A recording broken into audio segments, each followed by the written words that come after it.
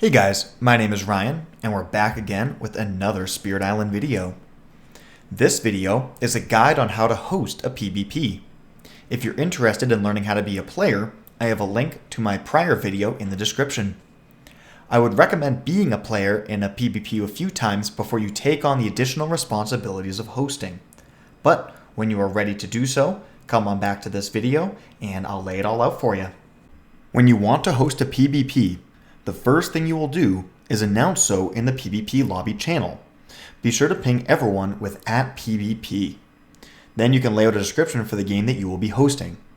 There's basically no restrictions for what you want to do here, and many hosts have come up with very creative ideas. I've seen double adversary, extra boards, everyone plays with the same spirit, and all kinds of different scenarios. Sometimes you may see other kinds of restrictions, such as rampant green being banned or whatever else the host can come up with. As long as it is reasonable, you can do it. As we can see in what I posted here, I elected to go for a clean Scotland 6 with no frills or restrictions. I did make a point to announce up front that the game would be recorded for this very video, but that did not stop people. As we can see here, we got 18 people to sign up for just the 5 slots. So those 5 people, in addition to myself, that's going to be a 6-player game. As you can see on the right, I've already made a list of everyone that responded. But what you can do here is you can either hover and then click on the 9 others. Okay, and we can see 12 people responded here. 7 people responded here, and then the supposed 19th person is just a bot. They don't count. Or another thing you can do is right click and then go here to view reactions, and you can do the same thing. So I simply took all these people and made a list right here. So to pick the players, I'm just going to have a random number generator, minimum of 1, maximum of 18, and we're just going to roll the die 5 times, re-rolling, of course, if there's any repeats. So we got 11, 15, 10, 18, and 16. Okay, so these are going to be our players. So once you have picked the players, you just need to ping all of the necessary people to start the game. As we can see here, I've already set up my message with which to announce the game. And I'm just going to fill in for these individuals. So number 11 is Windflight. So I got my 5 people pinged, and then we also need to ping the PBP admin because they're the one that creates the lobby for us. So we're just going to send this message out, and pretty soon they'll be able to get back to us and get our game started. Shortly after I had made the message to start the game, the admin set it all up. There are 2 Discord channels for every PBP. There's an upload channel and a discussion channel. The only people who can type in either channel are those that receive permission from the admins, which will just be the players in the game. Additionally, the discussion channel can only be viewed by people in the game. The upload channel is public for all members of the Discord to see, but you cannot comment unless you're a player. So we were given channel 14. It's very important to stay attentive to the play-by-post games. So I will favorite both the upload and the discussion channel for any game that I'm in. And in order to do that, you're just going to right click on the channel, and I already have it favorited, so it now says unfavorite, but you're going to click on that button right there, and it's going to appear in a short list of whatever channels you have favorited. As you can see, I'm in a few different PBPs right now. What can I say? I love the format. As we can see, we are in the upload channel. But since the game has not started, there's really nothing to look at. As we can see here though, GLC did have an issue with being able to access the other chat, so he pinged Celentano. Celentano was the admin who set this game up for us, and he got it all resolved promptly. Jumping over to the discussion channel, where we have a little bit of chat here, as we were discussing our spirit picks and some initial strategy ideas. Eventually, everyone picked their spirits, so I prepared this message that you can see here. We have this sent out that locks in everyone's spirit choices, so we'll get this message pinned so that way it can be referenced at any time. it can be easy to forget what spirit someone is playing during a discussion, so it's very handy to have it in your pinned messages saved right up here. As we can see, we also had the Scotland rules pinned, so that way if you ever need a refresher, you want to reread it, you can just click right here and it'll jump right up to this image. So we're not quite ready to start the game yet. We still need to pick our starting boards and get our arrangement set up. So I did say something earlier for laying out your boards and having your choices. So far only Piggy has responded, and he prioritizes A and then D and then E. But we can still get a few other things done before we really get the game going. As we can see up here, there is a link. This is to the Bitcrafter. This is the website that we're going to be using in order to play the game. So a game was set up, it was linked to the channel, so that way anything that happens in the website will then be transcribed into the Discord channel, but we have to do a little setup first. So when you start a new game, it looks a little bit like this, not a heck of a lot to see. First thing we're going to do is we're going to add our spirits. So we've got Piggy is on Downpour. And spirit, we've got Sloverlord on Locust Serpent. We have Woodman on Breath of Darkness. Got GLC on Trickster. Got Windflight is playing Intensify Memory. It's here listed as shifting. And then last, hopefully not least, I will be playing Finder. So these are all of our spirits picked. But one more thing that I can do is to basically add the name of each player to that spirit. So this is Finder, that's me. Things I lack. Okay, and it says refresh the page. When we do that, we can see that it has the name of the spirit and then it has my name in parentheses. So we're just going to go through, do that for every single player.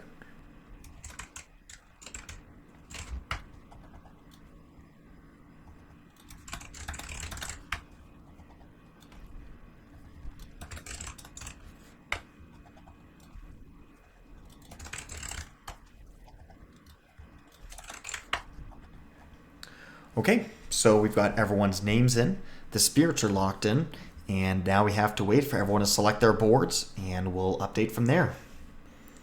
If you take a look at the bottom right-hand corner here, you can see it's been right about 48 hours since we posted up all of these spirits.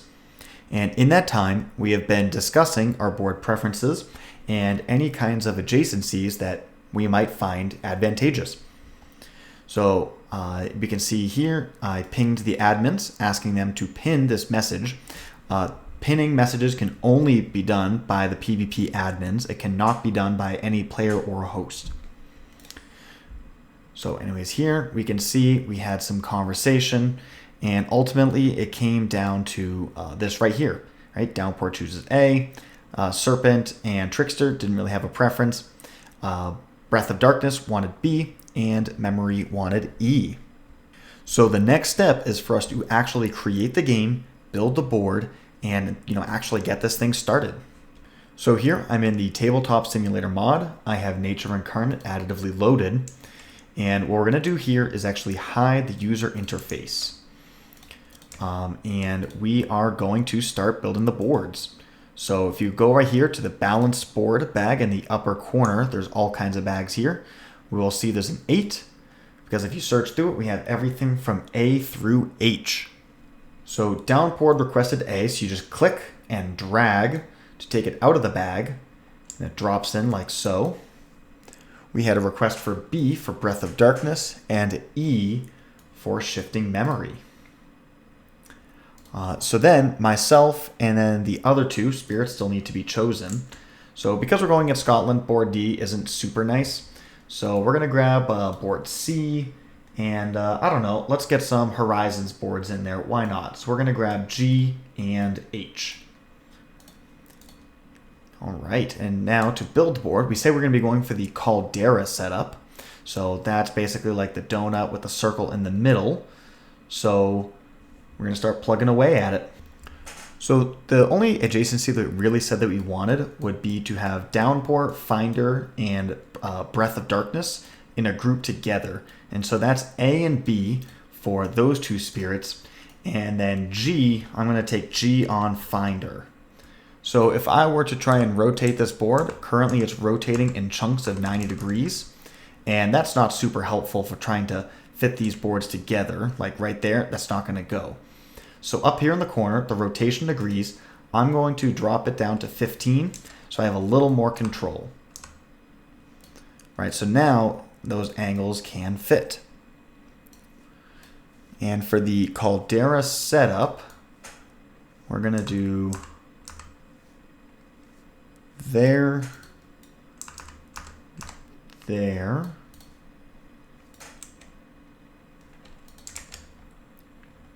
we're going to go here,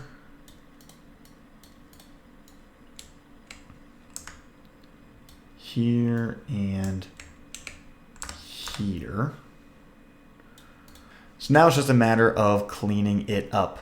So we want to just get in there and just tweak around with the boards until we can make everything fit nicely together. And I'm actually going to pull everything off to the side as well. Trying to build your boards on Tabletop Simulator can be a very tedious and time-consuming process. So let's just say that we want to do a like a standard board setup, which would be these two. You know, you could like lift and push and lift and kind of like toss it over and over again until you finally get it. And there's a little bit of a gap, and so you try and fix it, and you start getting frustrated. And then by the time you get this one, you're like, well, there's still a little bit of a gap here, but I've given up on trying because I still have 6 more boards to do for this whole thing. That can be really frustrating. Don't waste your time on that. Here's a couple tips to make it go easier. So first things first, when you grab an object and it lifts up, hold down the T button. And you'll see that the amount of distance that it lifts is going to be a lot less. So if I lift, you see that jumps up a lot, hold down T, and it's barely lifted up off the ground.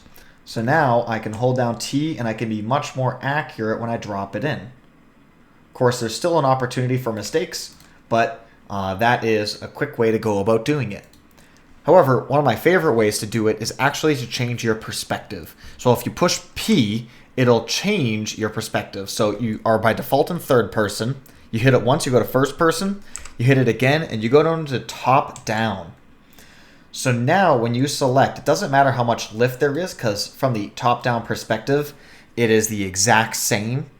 So now you can very accurately line everything up and then drop it in.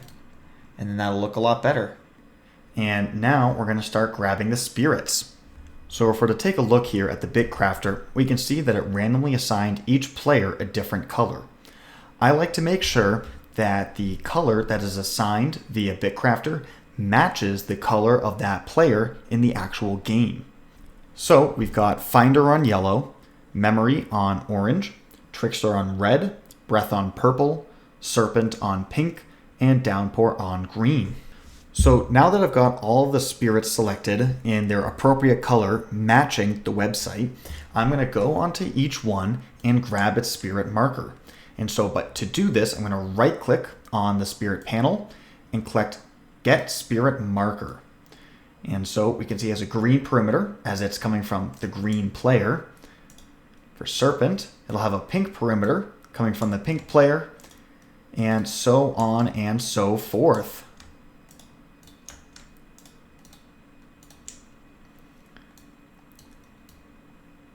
So now what I'm going to do is I'm going to take these discs and I'm going to put them at the ocean of that spirit starting board. So now this way each spirit has been assigned to their starting place on the island, and I can now send this out to the team. So in order for me to send this to the team, I have to take a screenshot. And so what I'm going to do is I'm going to take the hand of the player that I am. I'm just going to put that into the discard pile, so that way it's no longer showing up in the very bottom of the screen. I'm going to get the screen a way that I like it, kind of zoomed in a little bit. And I'm on Windows 11. So to take a good screenshot with Windows 11, what I'm going to do is I'm going to hold down the Windows key, then hold down Shift, and then press S. And now we have it get a little bit darker here, and we can drag our mouse to create a screenshot. So Just come here, drag all the way out, and it creates a screenshot in my folders. So we can see here, I'm in my pictures folder, and inside of that there is a screenshots. And this is automatically generated by Windows. This is not something that I created myself. So I'm here in the discussion channel. I'm going to take that screenshot. I'm just going to drag it in, to copy it in as a message. And I'm going to say, hey, 14 PBP, how does this starting board setup look? Great, and now we just need to wait for approval from the team. While we're waiting on that, we can create a saved game. So since we're going to be coming back to this game regularly, we want to save it.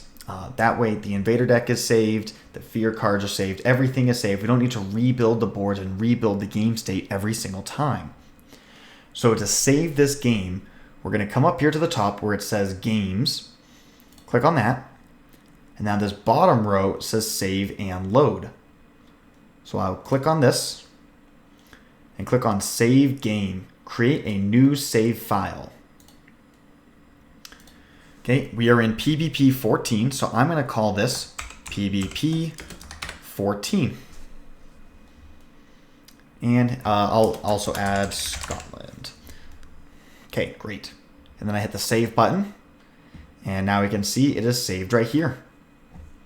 So next time we can go right back and load it up as it was. It's been about 12 hours since we built that board and posted this picture on the discussion channel. And in that time, everyone has affirmatively responded that they're happy with the setup. Piggy commented, and the other 4 players gave me a thumbs up. So we're officially ready to start the game. When we go into Tabletop Simulator, we want to open the save file that we created last night. So we're going to click here on Create, Single Player, and instead of opening up the mod, we're going to look here in the Save and Load. And we can see right here, we have Save File 7 named PBP 14 Scotland. So we click on that, and we're going to load in what we created yesterday.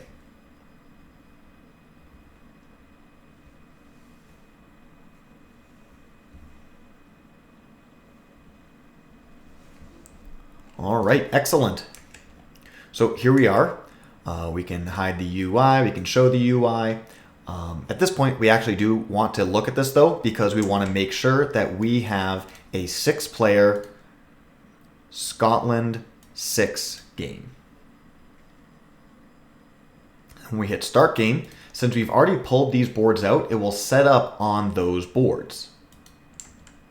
And it auto-populates all of the invaders, Dahan, tokens, etc.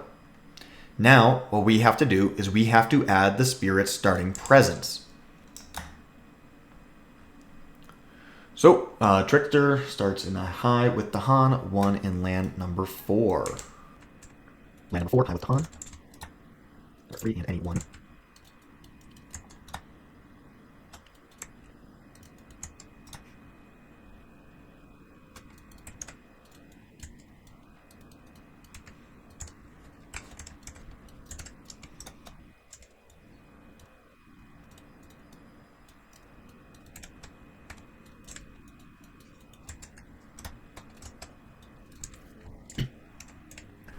All right, and as we can see, we now have everyone's starting presence placed.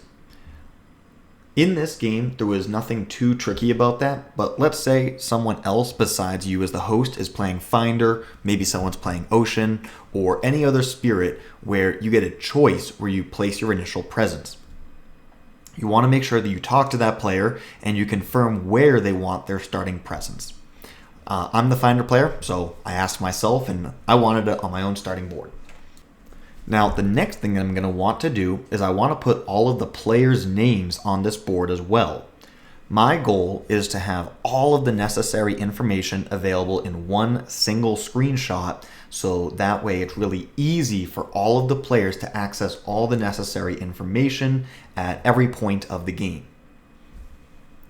So to do this, I'm going to pull up the pen tool, and we're going to make this nice and big. And I can do this by pressing and holding down the plus key. So now we can make a big fat mark. Okay, and I want to change the color to white. And then we can put just a big fat white mark here. And that's where I'm going to put all of the players' names.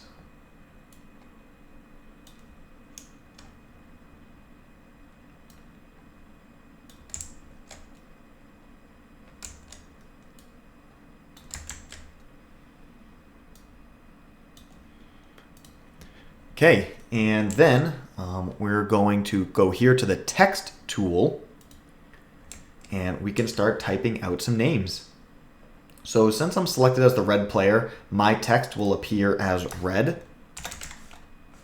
So I like to have the color also match the player. So we're going to delete that. So if I want to type the red player's name, that's fine. We can start there since we already are red. And the red player is God's Little Cow, GLC. So we're going to type that right here. And that's pretty small, so we're going to make that text nice and big just by clicking on the larger text button.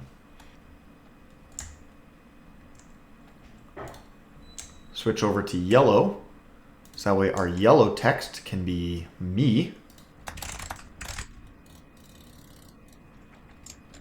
Switch over to orange. Orange player is Windflight.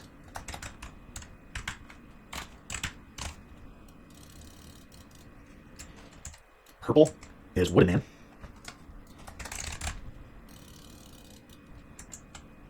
Pink is Silver Lord.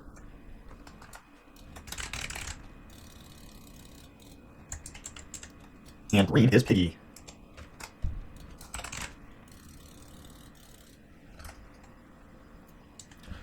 So when you add the text, the spot that you click is going to be the center of the word. And when you make it bigger, it locks in the top portion of the word and it grows down. So you generally want to have it higher to the center of the area that you wish to type in. Before we get started, we have two spirits that have some special components. First, we have Breath of Darkness down your spine. I elected to put the ED right there in the middle because that seems fun. But looking at it right now, with all of that rules text, it looks very busy and it's not clear what's actually in there. So we're going to flip that over, lock it in place, and then we can put that Explorer back in. That looks a lot more clear. And second, we have shifting memory. So shifting memory has their elements that they gather and collect. So we're going to put all of the elements on their spirit panel. So we're going to lock that in place. Take his 3 starting elemental markers and put them up here onto his spirit board. This is important so that way other players can see what the memory player has accessible and take that into consideration when discussing their moves. So now I believe everything is well set up. We can get ready for our first explore of the game. And our initial explore will be wetlands. So remember, Scotland 1 does not take effect for the initial explore, so we can go ahead and just add a single wetlands everywhere on the island.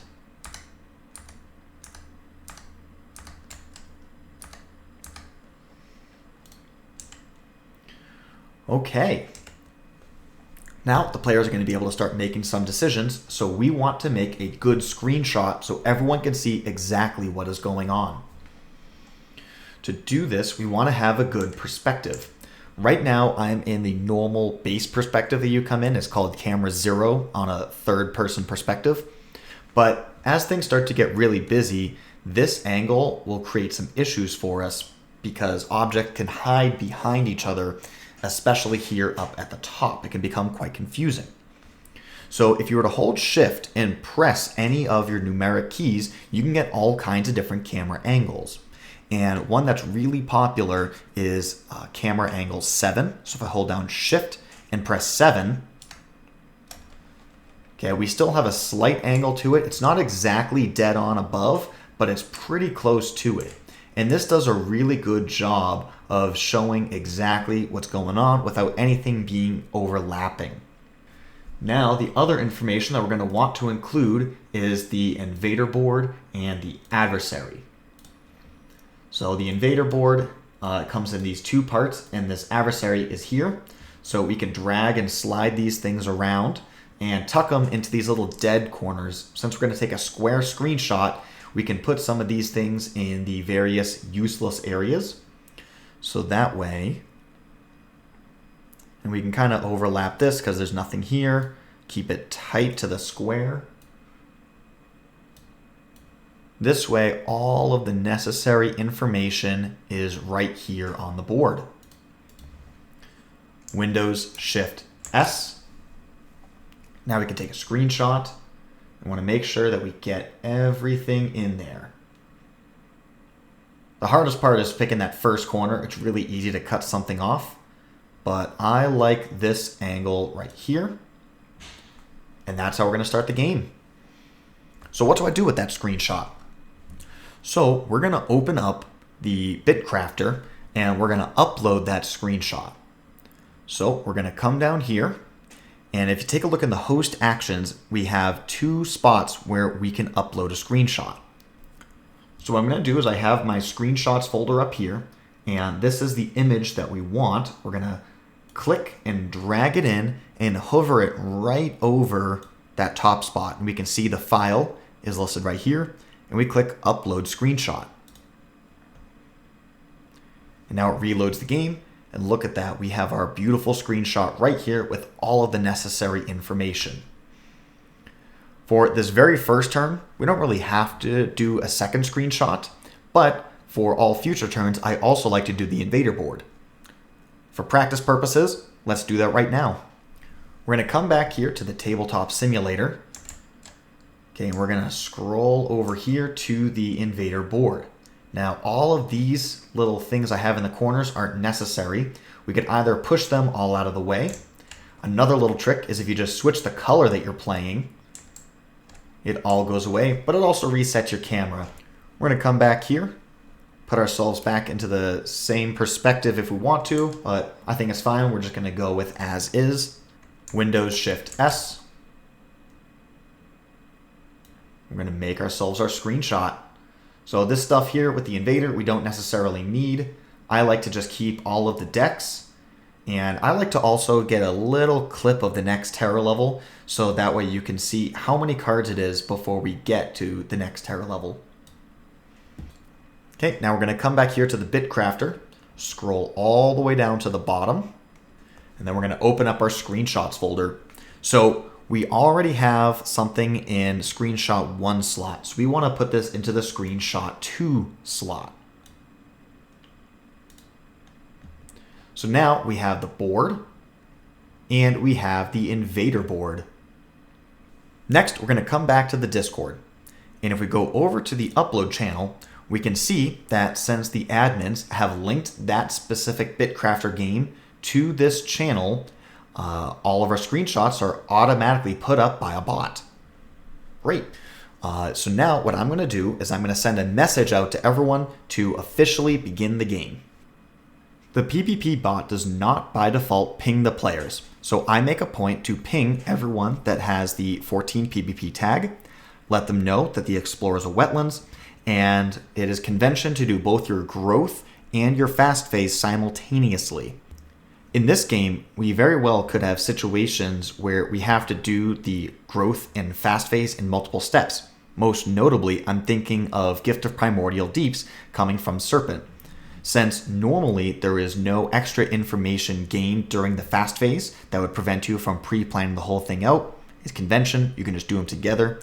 But when you have Serpent or other spirits in the game that can create unknown information in the middle of the fast phase, or in the slow phase for that matter, it is best that you have everyone lock in their growths before you move into the fast phase. So if the Serpent player decides that they want to use Gift of Primordial Deeps on someone, they'll just declare so, and we're going to wait till everyone at least locks in their growth before we execute that one card.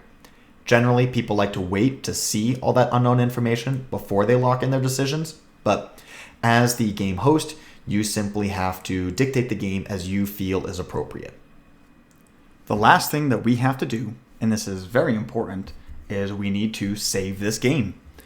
So we can go up here to games, and now we can go to this save file 7, the one that we used previously. Go to these 3 dots and click on Overwrite. And now that will simultaneously delete the old one and replace it with this new one. The thumbnail hasn't changed yet, but if we close out and then open it right back up, we can see that it is now the updated image based on the exact screen where we saved. So we know we're good to go. All right, so a little bit of time has passed since we put up our turn. And if we were to take a look now, we're almost ready to go.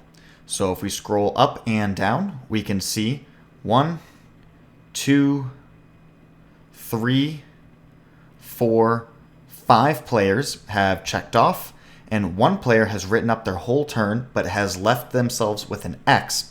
Now, these check and X system is something that is quite popular on the PBP.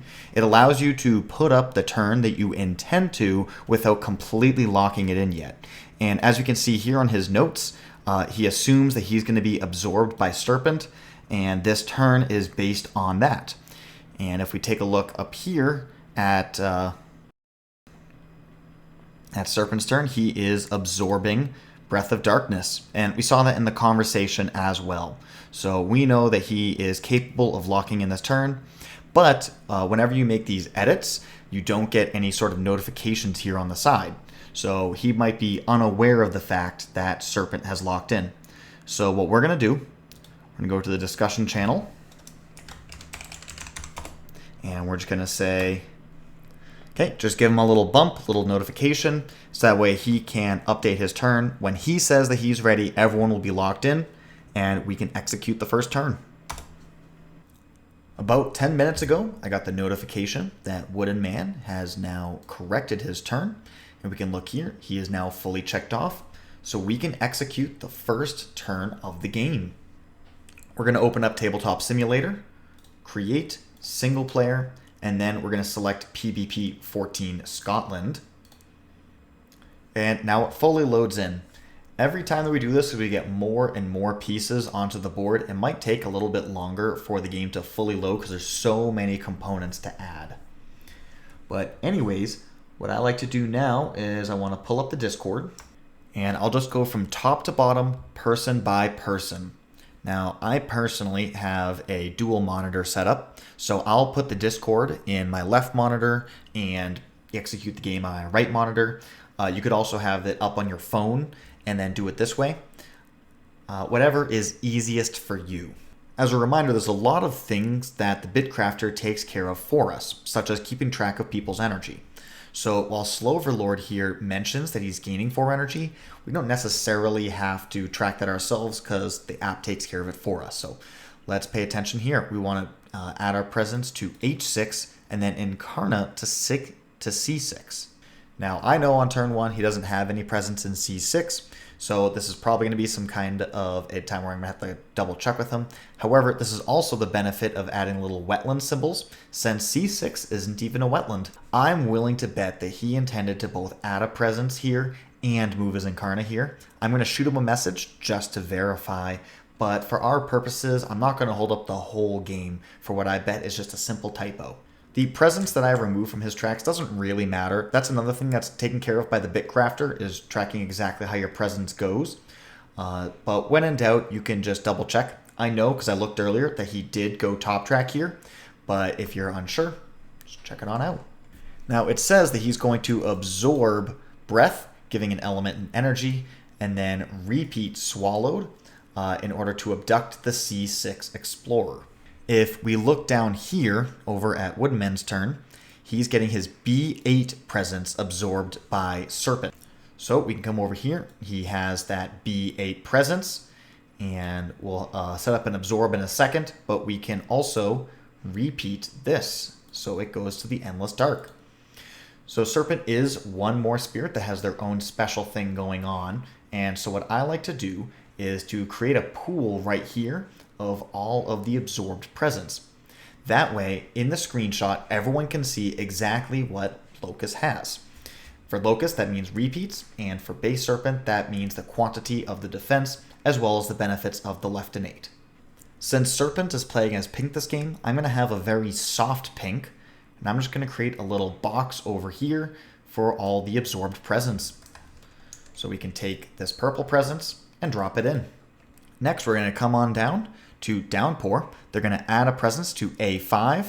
It looks like they're going to isolate and push the Explorer from A5 to A1. So we can come down here, grab a presence. He wants it in A5. And we're going to isolate and go here. And actually, I want this to be a green isolate. So that way it matches the color of the player that created it. So I'm going to switch over to Downpour. Now all of my stuff will be green. Let me get that green isolate. Beautiful. Next, let's come on down. And we get Trickster, adding a presence to A7.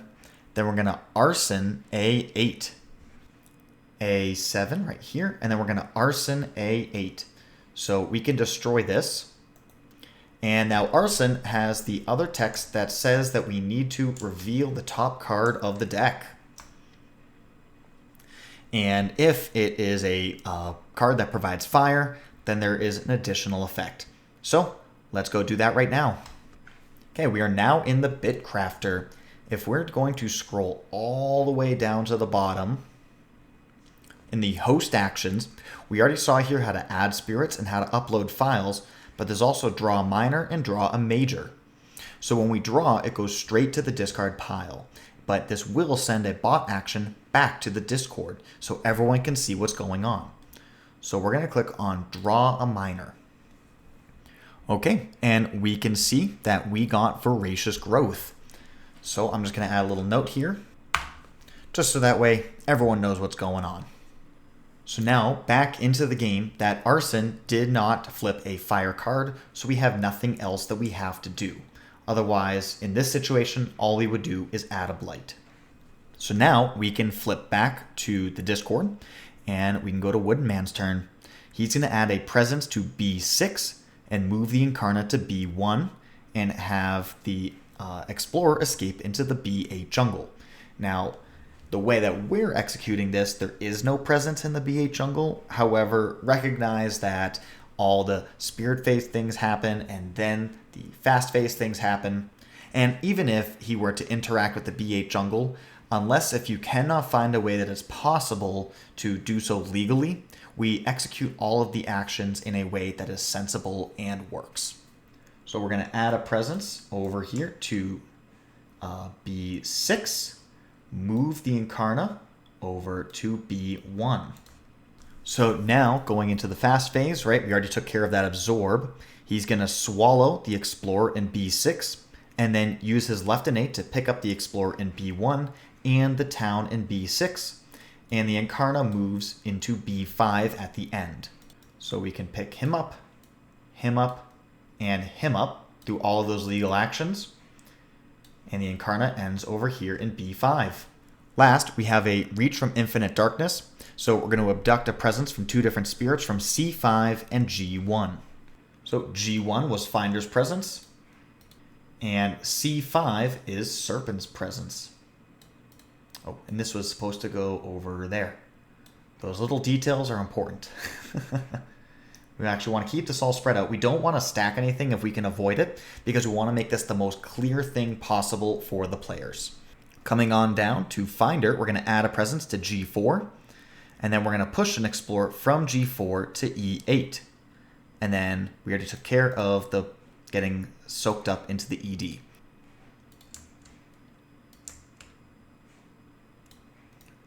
Okay, execute that. And then we go to Memory. Okay, now he is keeping track of his markers for him, and that is great. There is a lot of bookkeeping that goes into this spirit, and so anything that you can do to help out the host is really, really appreciated, because we could make a mistake and ruin the whole game. Anyways, we can see he's adding a presence to E5. For his fast, he's using Observe the Ever-Changing World. This is the right innate, which allows you to prepare more elements. But there's two different ways that this can happen. There can be the first tier, which simply gives you 1, or the second tier, which can give you up to 3. He didn't specify what he's doing here, and since he's playing Intensify, he very well could do it on 1 card play on turn 1. So I'm actually going to pull up the Bitcrafter and double check to see what he did. And we can see that it looks like he's only doing the 1 because he gets the permanent 1, but then because Territorial Strife does not add the air, even though it looks like he used his any to bump up, it really makes no difference. Okay, so we verify that. We're going to add a presence to E5, and then we're going to give him a fire marker.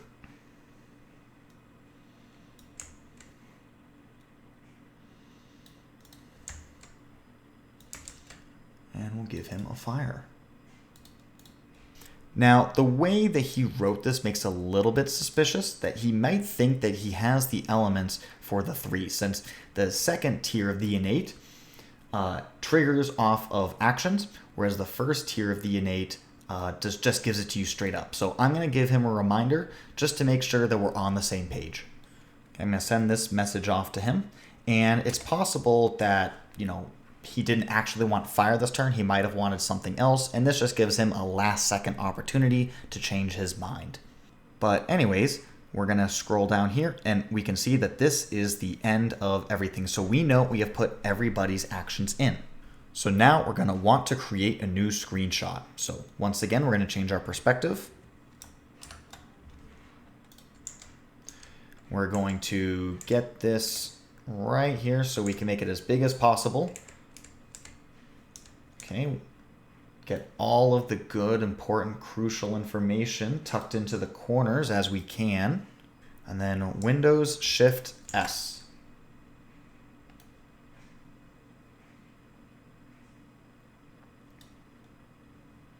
That'll make our screenshot. So after resolving everything in the growth and the fast, we're going to want to send a picture out to the team so that they can look at it and verify that everything was done correctly. So I've got my screenshots folder pulled up right here. We can drag this bad Larry in, and now we can go ahead and start working on the next thing. Since this is turn 1, we can power through the bit of the Invader deck. So let's get these things out of the way, and let's start working on that. So next, we would normally go to the event. So we can flip over the event card. And I like to take a screenshot of this and send it out to the team so everyone knows what event we don't have to do. So while we were just taking that screenshot of that event, Windflight responded, and I'm saying, hey, last second chance, do you want to change what you did? But I think his decision is not going to be dependent on the event that we just pulled, so I'm going to keep on powering through. And now we can just go right ahead and start executing the Invader action. So no event, no fear cards. This is nice and easy. We can just go straight to building in the wetlands. So it's important that we do remember all of the rules for Scotland.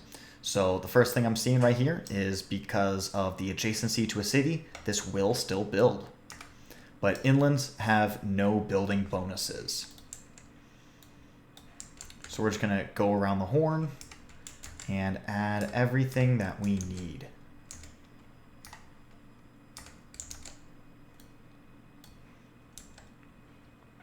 Okay, now see right here, I put the town directly on top of the land number. I like to rearrange things a little bit so you can always see that land number. Make it really easy for your players to see what's going on and to communicate effectively. We're going to take one more screenshot here. This is just going to be a pass-through screenshot, so I'm not going to worry too much about getting all the little details in there.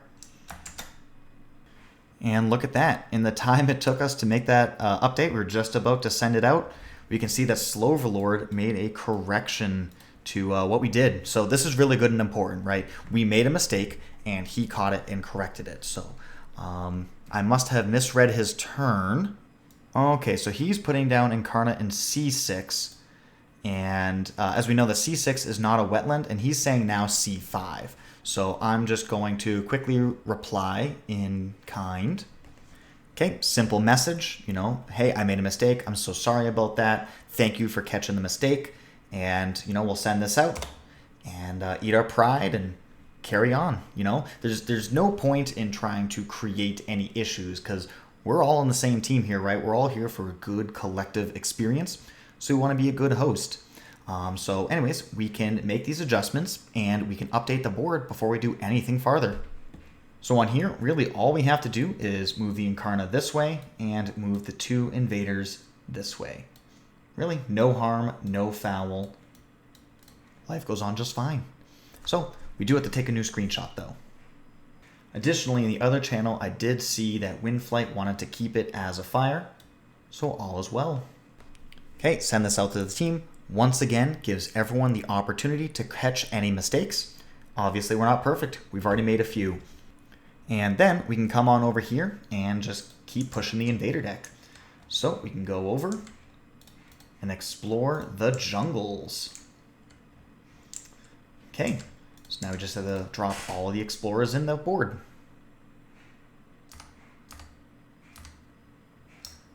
This one, there is no source. This one, there is no source as well.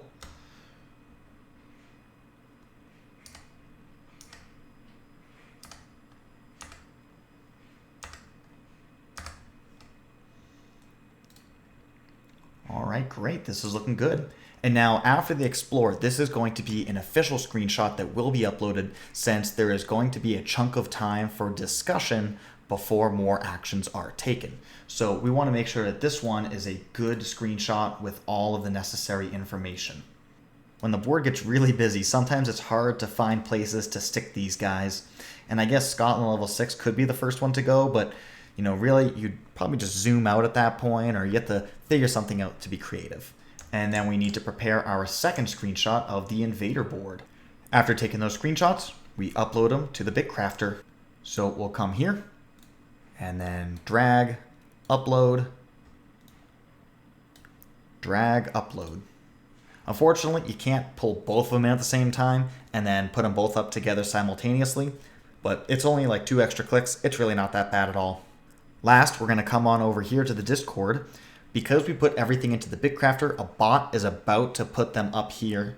And so we can just say, we're going to explore the jungles. Great. After this happens, we want to ping everyone so that way they're all notified. Hey, now go ahead, do your slows, and we'll go from there. It's so easy to forget to save the game every single time, but that is the very last thing we should do before we send this out. If we do forget to save the game, thankfully we can rebuild everything. It's just very tedious. Since we have to save the game every time, that's why I like to interact with the TTS as few times as is necessary. Over here and overwrite. Okay, and I always like to just double check for a new screenshot just to be safe. But we're all set and ready to go. As we can see, I was requested to be able to retroactively change some things. And as the host, you have to make the decision for yourself what you think is appropriate. And in this situation, I decided that we have new information, so changes could not be made to where presence is placed. When you run your game, you can make the decision that you feel is best. It's been about 12 hours since I submitted my slow phase, and we can see now that everyone has submitted theirs and checked it off. So we can go put this all into the game and keep it moving into turn 2. We can see that Downpour and Serpent don't have any actions, but the other 4 players do. So I always execute from top to bottom to make sure that I don't miss anything. So we'll start by spending the fire marker and doing 4 damage because of Territorial Strife. Finder is going to use Paths Tied by Nature to move 2 cities from G2 to E8. Then use Circuitous and Wending Journey from G7, pushing Explorer Dahan into G4.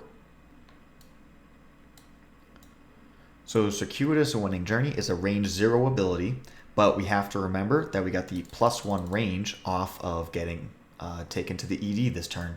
So that is allowed. But those are the kinds of things that we want to keep track of just in case we're ever unsure.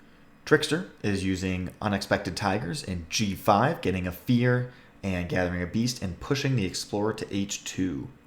Looks like he wrote down G5, which is not a jungles and also nowhere close to being in range, whereas all of that makes sense if he was going to be targeting H5. So we're going to execute, but I'm also going to shoot him a message.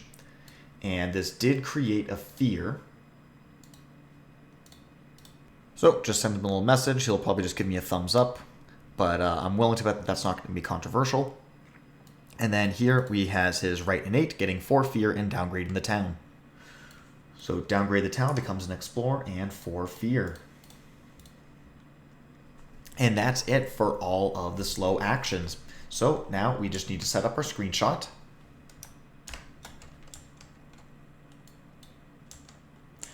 Because I have my beast tied to number 7, whenever I do shift 7, it creates that beast. You might have seen that guy little just fly across the screen. It's important that we do that, way out here in the ocean, so that way it gets created and then destroyed. And now we're going to come up to the Bitcrafter and put it all in.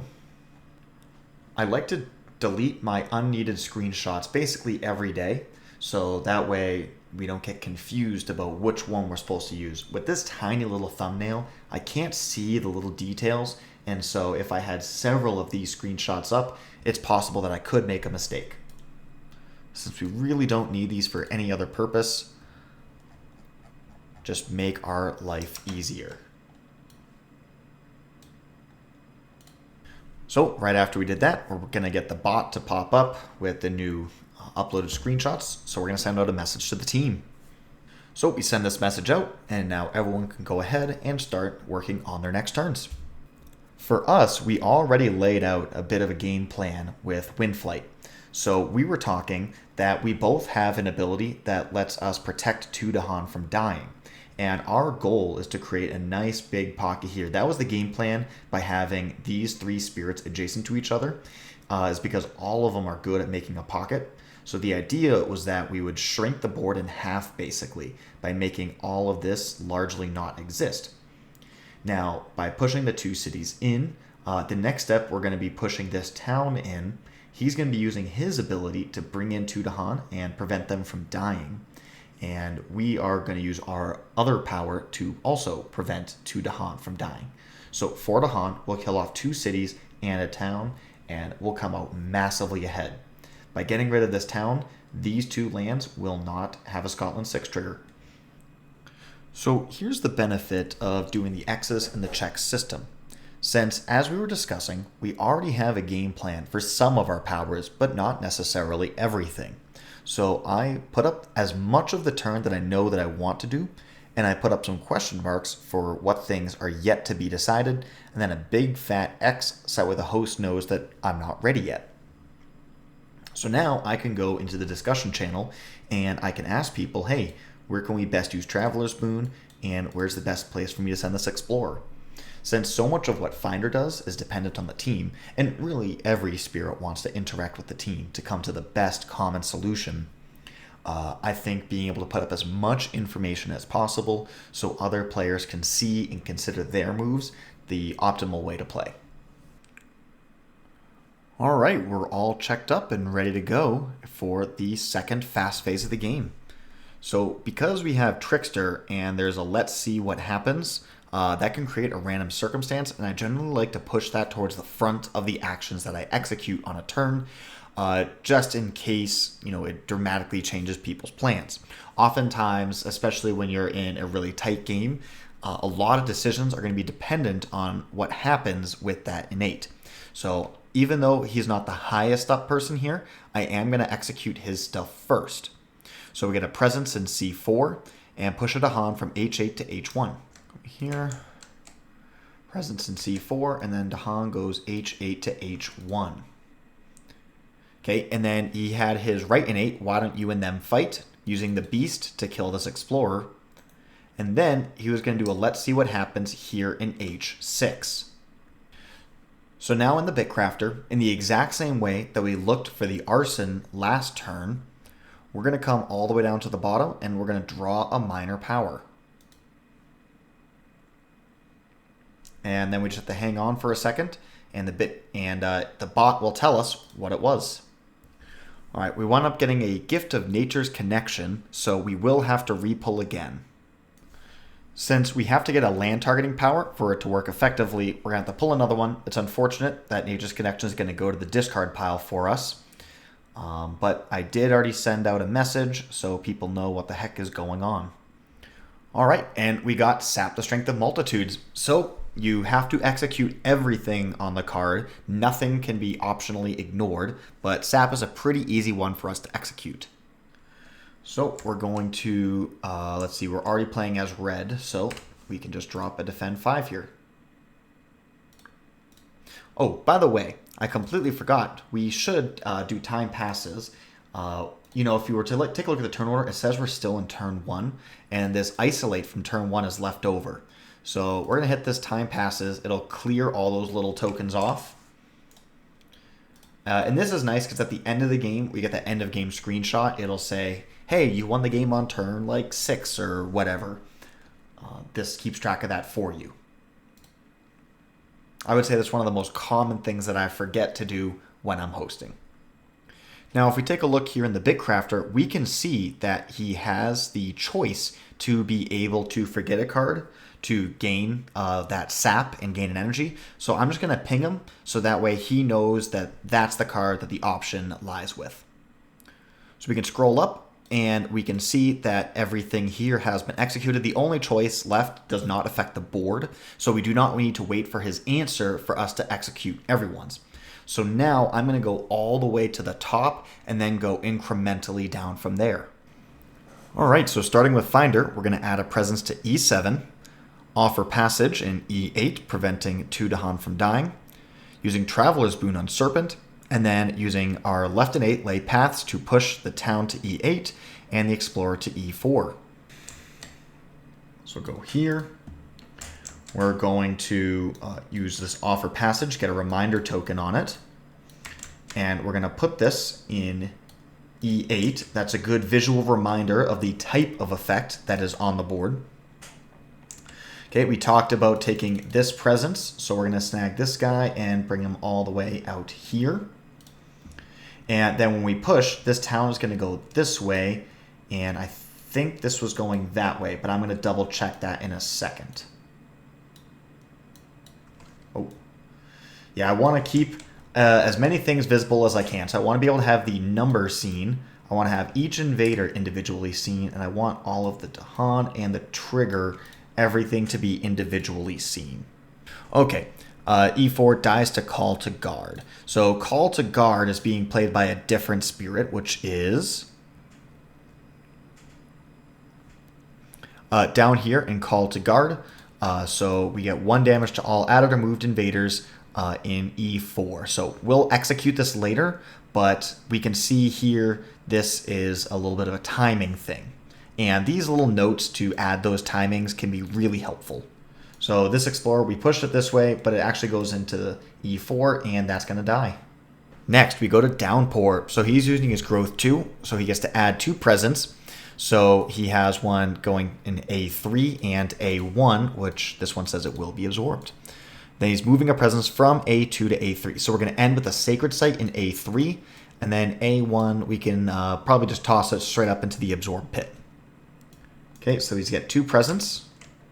A2, A3, or I think it was like here, and then he moves this presence this way, and then this one gets absorbed.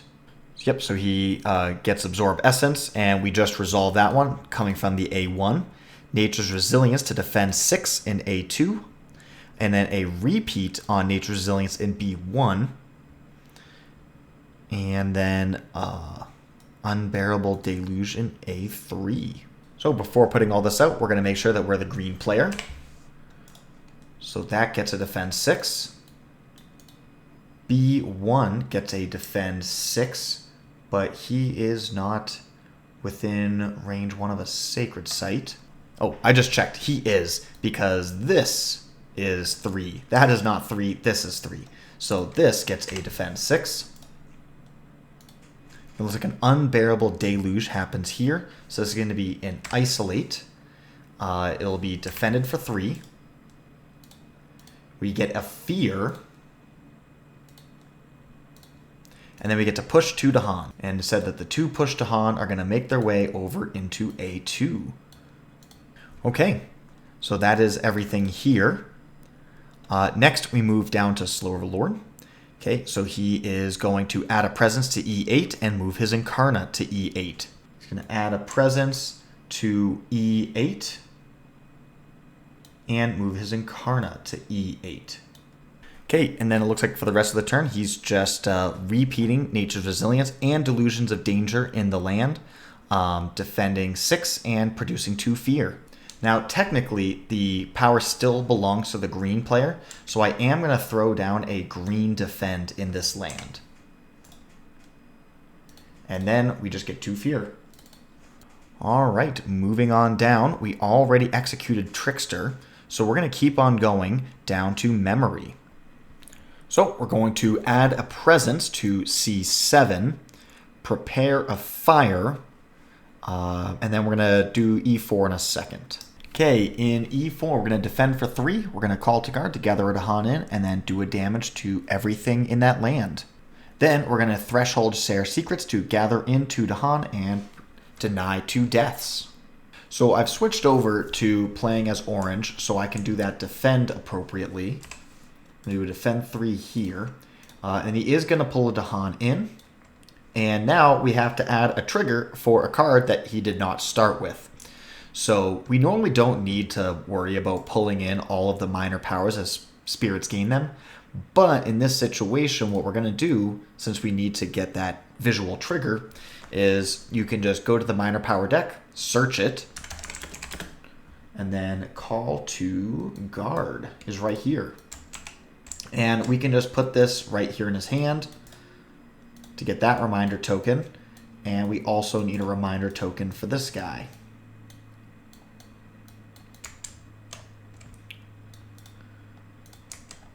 Okay, so that reminder token is going to go here, and this reminder token will go here. And there's a lot going on in land number 8. So we're going to move these 2 things pretty far away just to keep everything semi-organized. Additionally, we need to bring in these Dahan. So normally I try not to stack things up, but I think we're going to be forced to do so in this land. So we'll stack up the cities. You know, if I'm going to stack them up, I'm going to put it all the way in the back so nothing can be obfuscated. I think that'll do okay for now. All right, we're going to keep moving our way down, and now we get to Breath. So he's going to add a presence to G5, move his Incarna to B4, and then have both the presence escape to B6. The presence escape to B6. Okay, and then he has Delusions in B8 to push an Explorer to A4. And then he's also going to push the B4 Explorer to B2. B8 goes to A4. And then this goes to... And then we get to add a wild here. Okay, so it looks like he did not have his innate, and I just took a look. He did not have the animal element to use his left innate. So that's what I was confused on for a second. I was expecting a little Incarna activity. But alas, that should be everything to get us through the fast phase. Okay, so now we're here, and we're going to want to take a picture, so that way we can, update everyone before we start to move into our first event of the game. And since this is just going to be like a stepping stone image, we're going to drop it in here. And we're going to say after and fast. And now we're going to go ahead and we're going to do the first event. Okay, so we flip the event card. And because of our angle, it's a little hard to read. That could be a little bit blurry text. So I'm going to change my perspective. And we're going to go to a top-down perspective. And now we can see it's just super clear. So now if we screenshot this, okay, it'll be very clear and obvious what everyone needs to do. And to change the perspectives, by the way, you hit the P key. So that's third person. First person doesn't change anything, but it changes the way that your camera movements work. And then top down is as such. So I'm going to put the image up and I'm going to ping everyone so that way they can start to respond with how they want to execute the action. Okay, so we're going to type this little thing out here, basically saying, normally you would just respond and say, hey, I want the disease here. But since there's nothing else that's going to happen between the execution of this event and the resolution of the invader cards, ravaging in the wetlands, building in the jungles, we can also just add that information in up front. So on our next update, it's much smoother and easier. So as we can see, everyone responded to the event nice and quickly. So we can execute all of the different invader actions going all the way through to the slow phase. So first, we're going to add the disease. We got C7, G8, H7, E8.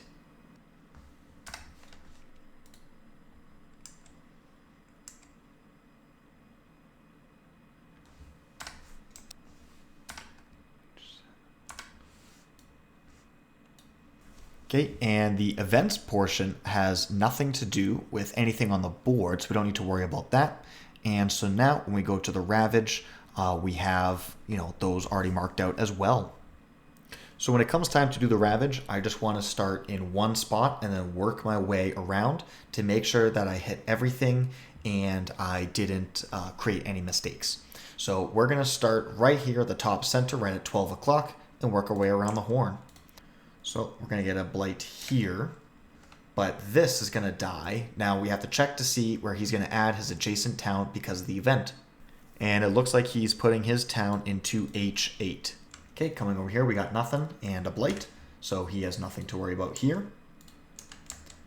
Okay, coming over here, we've got 2 damage in E4, and then we're going to take a blight and kill all of this over here. And we can see here E8 goes to E6. And actually, he's not going to kill the town. He's going to kill the explorer and do 1 damage to the town. So I will fix that. So I'm going to take away the fear, and I'm going to adjust for that. And then add a town to E6.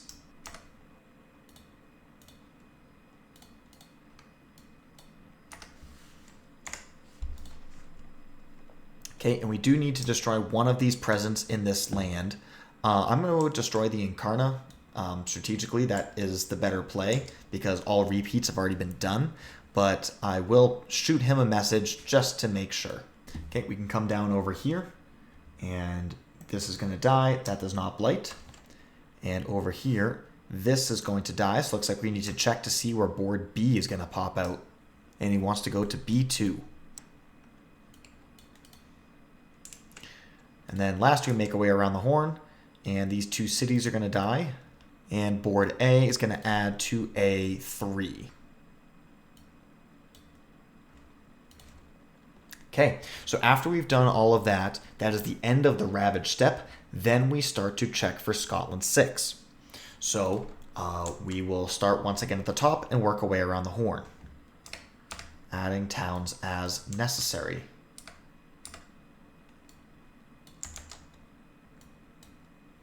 Okay, so we're going to add here, and then he has the call to guard, so I'm going to ping it for a damage. It doesn't trigger off of itself. Scotland 6 doesn't trigger off for a Scotland 6, so this one is clear. This is isolated, so this guy is clear, and this guy is clear. So I want to take a screenshot right now and send this out to the team so that way they can double check my work and make sure that everything was done correctly. Okay, we got that screenshot, we got the message. And now we can go right ahead and start working on that build. So we're going to build in the jungles. Okay, that's clear, clear. We'll get that here. Boom, boom. Here. Empty, and here, and here. Okay, then we get to send out one more screenshot of this. Okay, we can send this out. And now we can go right ahead to the Explorer. And we're going to explore the sands. All right, so we'll execute all of this. starting at the top, working my way around.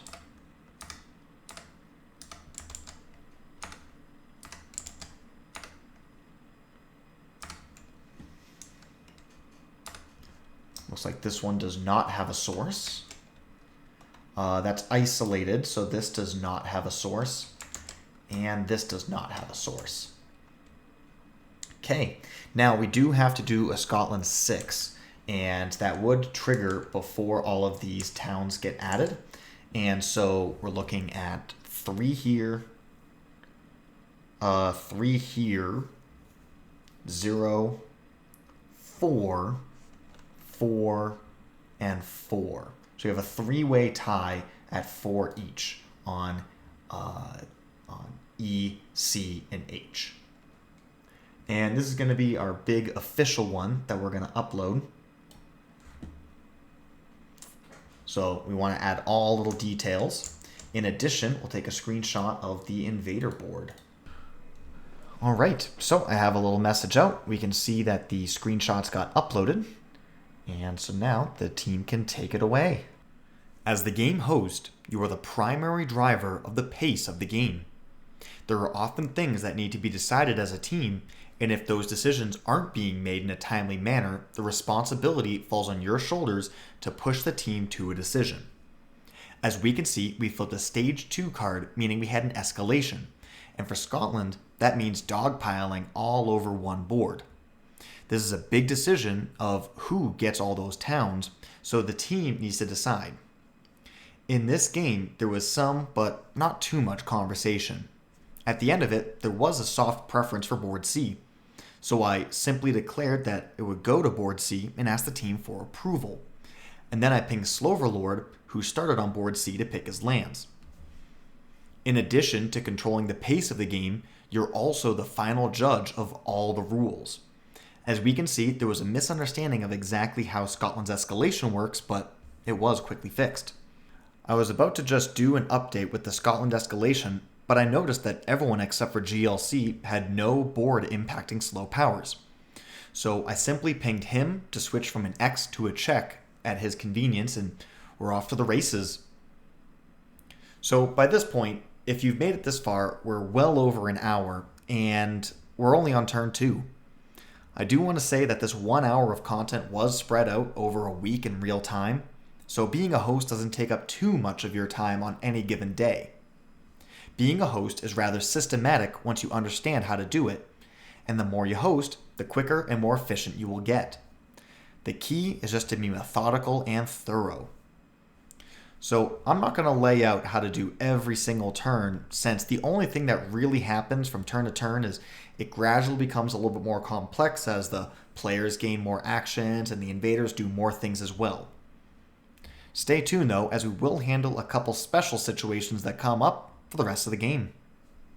So we finished resolving this event, and now we have our first fear card of the game.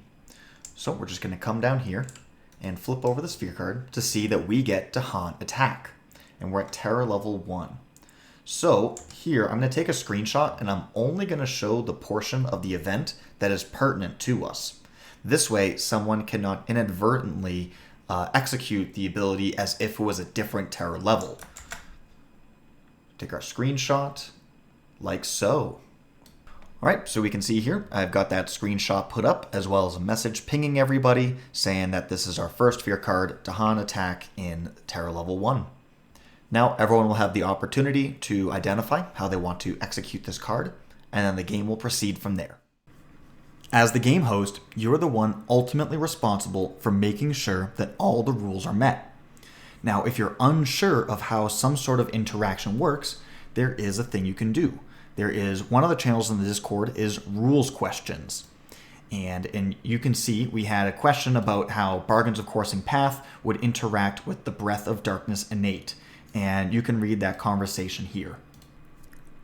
If you go to the game rules section, the rules questions channel will be inside of it. And this is a great resource. It's readily covered by all kinds of players, including some of the developers. So they're definitely the ones who know exactly how to work certain rules.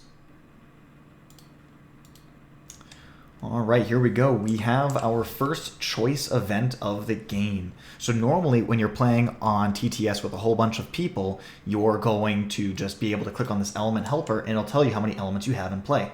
But here's the thing. There's nothing actually in play right now.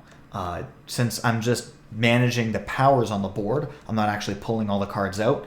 I don't actually know exactly how many of the moon elements are in play. So first things first, let's just get this put up. And now, since we need to have a discussion as to whether we're going to go to the top or the bottom, we're going to have to go into the discussion channel. And this is a team-wide choice we must collectively agree on, and costs must be paid. So I pulled up the Bitcrafter on one side while working on this message. And so I can click on each of these and I can just take a look right here. It says how many elements that they currently have. And so we transcribed it all right here. So now we can discuss, do we want to put all the effort into making a payment, or do we want to just, back out, quit, and just take the top half? With this event in particular, it's a little bit more involved to resolve because after it's been paid for, we still have to actually execute the card, and that requires player actions on every board and half the boards before you get to something automated.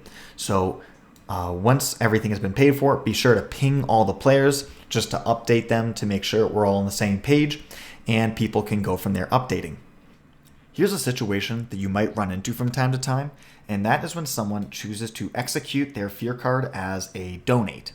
That is that they don't really have any particular good use for it, and they want to just put it out there for someone if they see something else in order to take it and use it as they see fit. Now, in this particular situation, it's a very weak fear card, especially when you take a look at the board, which we'll see in a second. There's really not anywhere that's good to use it, but when this situation happens, how do you resolve it? Well, if it is something that's pretty powerful and could affect things, there's going to be conversation over in the discussion channel. But this time around, like I said, it's not a very good one. You got to make a choice. So I'm going to go ahead and choose for him. As the game host, you have to decide how you want to control the tempo of the game and really the enjoyment factor for the team. You could, talk to the player and force them to make a choice, but in my opinion, the only reason that we're doing this is to have fun. If we're not having fun, there's no point. And harassing someone to make a decision, which is largely going to be inconsequential, is not very fun. Here's how the board looks with all the other uses of that fear card executed besides just that one donate. And, like I said, there's really nowhere particularly interesting or exciting to use the card. But there is an explorer in this H2 up here, so I'm going to kill that explorer. And now I'm going to put a message out that just says what I did with it, and then we can just keep the game going from there. Alright, so here we are going into the Ravage step, and as we look across the board, we're going to be taking 4 Blight this turn. We've got 1 coming up here in C7, we've got E2 plus 1 for the coast because of Scotland 5, and then we have G8 up here. There's only 4 Blight left on the card, so this means that we will flip the Blight card. We're going to resolve every single Ravage besides the Blighting ones first, and then we're going to do all of our Blighting actions.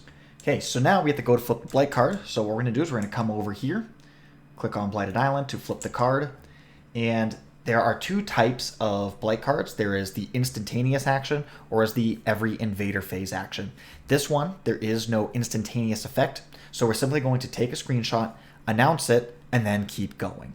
If there was an instantaneous effect, this would be a point in time that we'd have to stop the game, put up a new screenshot, show everyone the game state, let everyone make their decision, and then play continues. But with this, simply put a reminder every time that you announce the beginning of a new turn to also include the Blight card. Okay, so you'll put up something along the lines of this, just ping everyone on what has to happen, and since there's no instantaneous actions, I'm going to keep going. But otherwise, this would be a stopping point. Here's an example of how you can proactively remind players to include the Blight card. Since the Blighted Island action is the first step of the Invader phase, there's no new information gained from an event or anything else which would prevent this from being included up front. Then each player can write out their whole turn, and at the bottom say how they want to execute that Blight card. If you're playing against Habsburg Mining Expedition, that is another decision which has to be made each turn that you want to proactively prompt players to announce.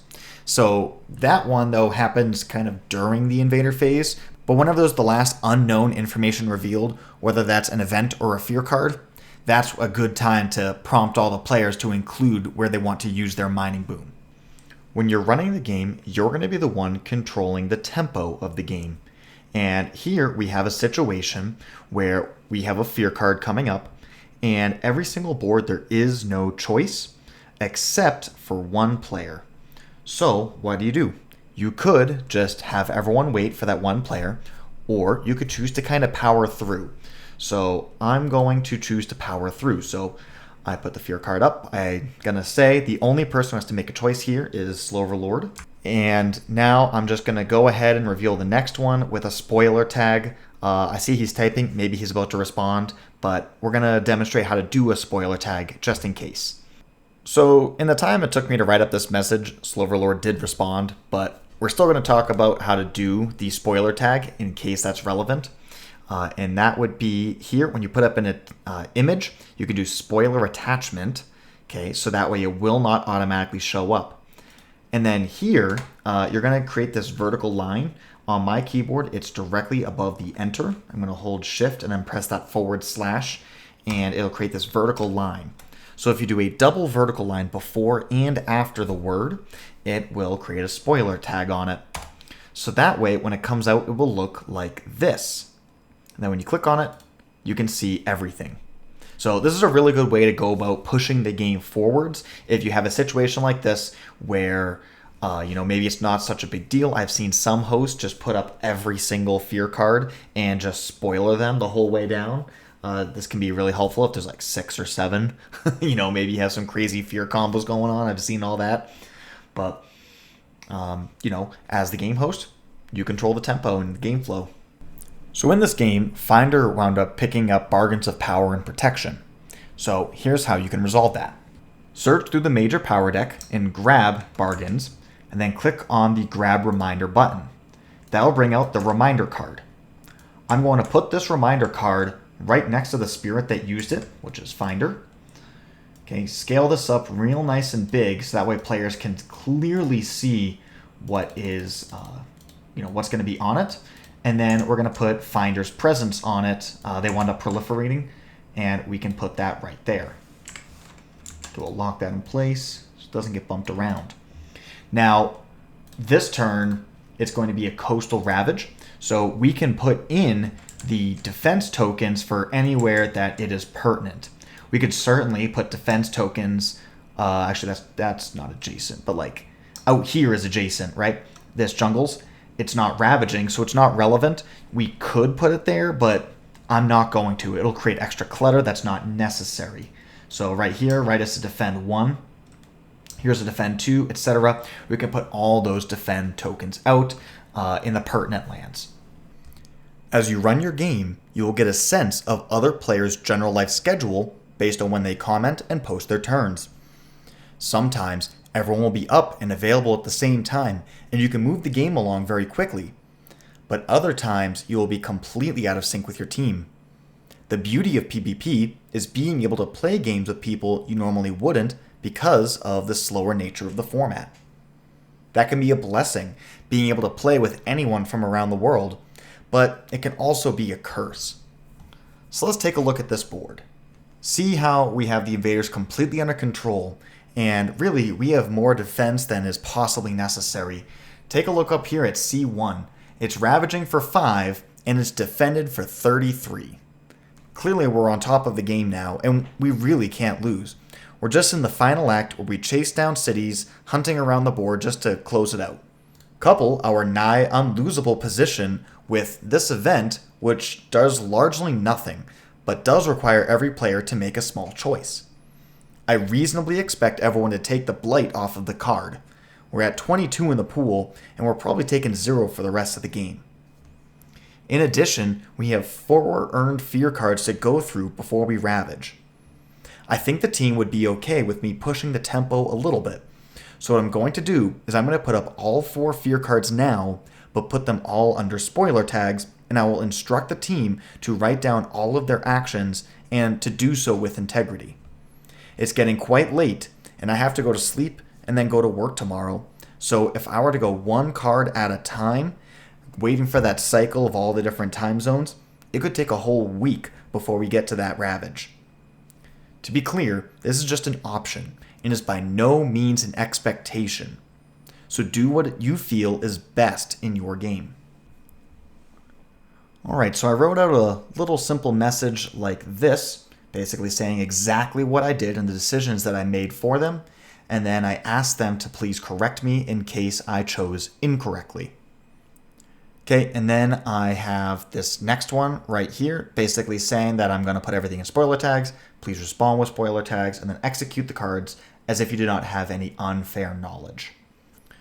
So for me, since I also don't want to be cheating, I'm actually going to write out my turn in the discussion channel, and then I can copy and paste it into the upload channel after I've gone through everything. That way I'm keeping myself honest in addition to the team doing that. Okay, so I put up the first one here, and now I'm going to come over here, and I'm just going to say, Terror 2, spoiler. Okay. This is a fear card that requires no actions from the player, so I'm just going to put a little message there so that way it looks like I wrote something legitimate and it doesn't give any kind of a hint or a clue to everyone else. All right, so here we are. I've got all of those fear cards written out, and then over here in the discussion, I've already got everything here. I was planning it along the way, so I can just do a copy. And then I can paste. All the spoiler tags are there. And there we go. I was able to do everything while maintaining a little bit of integrity. In the fast phase of turn 8, we have this board at terror level 2. As we can see, there's only 6 towns left on the island, and they're all down here in the same land. The last power to resolve for the turn is Pent Up Calamity, which will take each of these 4 tokens and convert them each into 3 damage. And that's enough damage to kill all the towns and win the game. So at the end of the game, there's going to be a pop-up with information about that game. It will tell you how many Invaders, Blight, and Dahan were left on the board at the end of the game, which should be correct with just normal gameplay. In addition, though, it will say the turn number and the phase of the turn that the game ended in. Before we end this game, we want to set that up so the information is accurate. So we're doing this in the turn 8 fast phase, and if we come up here to the top, we click on turn order, and we can see that we're listed here as being in the turn 8 spirit phase. When we're just grabbing pieces, moving around, and updating the board state, it doesn't actually matter what phase we're in. This is really just for multiplayer organization. So, in order for us to advance, we're just going to ready up all of the spirits. And now we can see here, we advanced from the spirit phase. Now we are in the fast phase. Sweet. So, Pent Up Calamity, we're going to remove 1, 2, 3, 4 tokens. Each token produces 1 fear. And then we're going to do 3 damage each, do 12 damage, which will kill everything. Boom, boom, boom, boom, boom, boom. And there we go. That is our victory screen. So let's take the screenshot.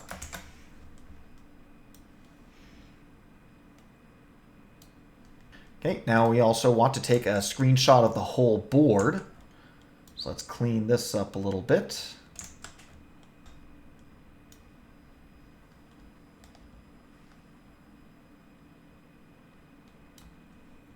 And let's also take a screenshot of the Invader board just to be thorough.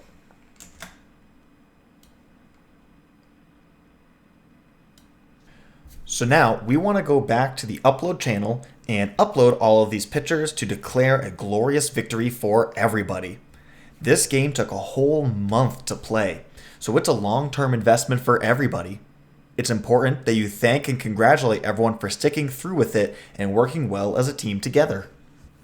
Okay, so we'll say something nice like this. Get that all sent out to everybody.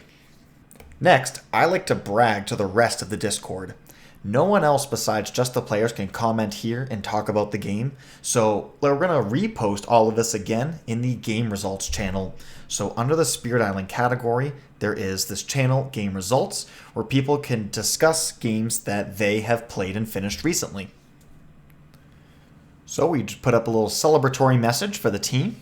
And now we can also do a little bit of chat to talk about how the game went and invite players to have some conversation, to discuss some memorable moments or certain strategies that were used. But really, it's just a way for us to brag about and flex on how good we are.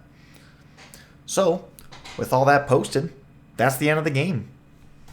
We can go back here to our save file, and we can go here and click on delete, and it is gone forever. And that is the end of a PBP. So thank you so much for watching. I hope this guide was very helpful, and I'm excited to see all of the new hosts spreading the joy of PBP. Have a great day.